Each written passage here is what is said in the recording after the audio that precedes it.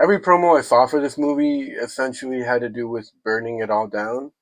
And if burning it all down was in reference to the franchise, congrats, guys, you did it.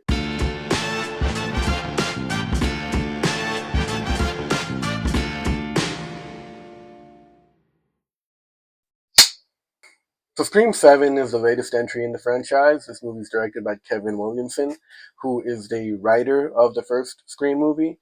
He also had a hand in the production of the others. I don't know to what extent, but I do know that he's one of the OG creatives in this franchise. So knowing he was coming back, knowing Nev Campbell was coming back, I thought maybe this movie has a chance of being good. Especially after the whole production hell it went through. Though I was very aware of the Melissa Barrera and Jen Ortega situation, and I have my own opinions of Paramount as a company, but I try to set those aside. That way I can just, critique the art itself of the movie. But even putting all that aside, this movie was so bad. It was just a heaping pile of garbage. It's the cinematic equivalent of drinking a lukewarm Mountain Dew. Like, as you sit through the movie, you can feel it burn through your whole body, and it's such an unpleasant experience. Oh my god. The first two-thirds of this movie are at least watchable. We get introduced to Sydney Prescott's new family and life, all her friends in the new city she moved into to get away from Woodsboro and Ghostface and all that. She has a teenage daughter named Tatum, which is just one bit of the nostalgia bait that they try to throw at you. This movie is essentially remember this, remember that, remember how you love that. Yeah, it's just that for 2 hours. 2 hours? It might have been three. It felt like three. It might have been 2 hours. It might have been an hour and a half. I don't know. I didn't care enough to look into how long the movie was. I just knew that I sat there for what felt like an eternity and put up with all the stupid plot points and reveals that this movie was making. Oh my god, I can't express how much I dreaded being in this movie theater and sitting through till the end of the credits. I saw all the reviews coming out bombing this movie, saying how bad it was and how soulless, what a cash grab. And I thought, it can't be that bad. And it's not. It's so much worse. It's so much worse. Everything down to the jacket that the daughter wears in the movie is a nostalgia bait to try to get you to for that to call your attention, for that to be what makes the movie. And oh my god, it's not. The reveal of who the Ghostface killer is so dumb.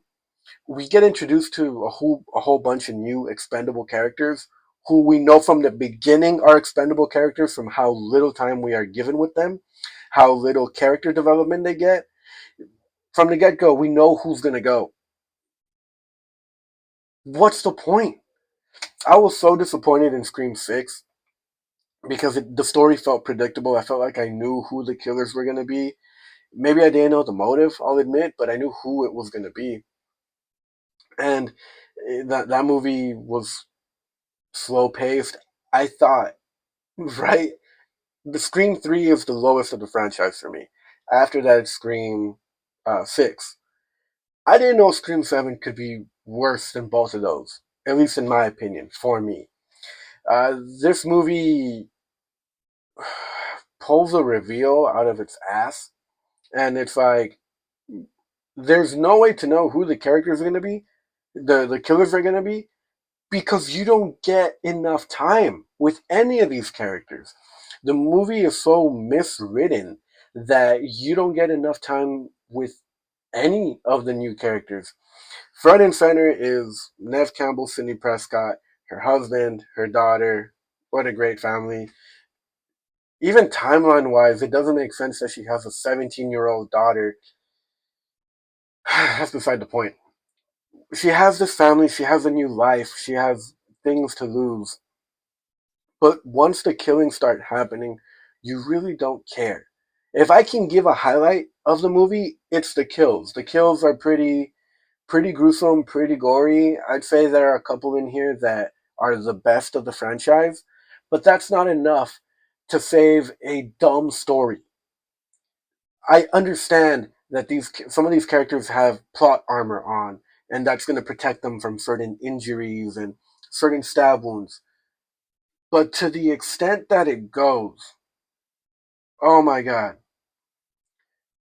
Yeah, no. Don't watch this in theaters. Don't watch this on streaming. Don't even watch clips on it on YouTube Shorts.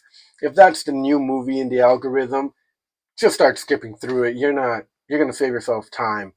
Time. That's what you can do. Spend your time on something else better. There's so many other movies. Go to the park. Take a bus ride for fun. That'll be a better use of your time than this movie. I'm going to keep this one short. Thanks for watching. I'm going to go keep cussing out this movie.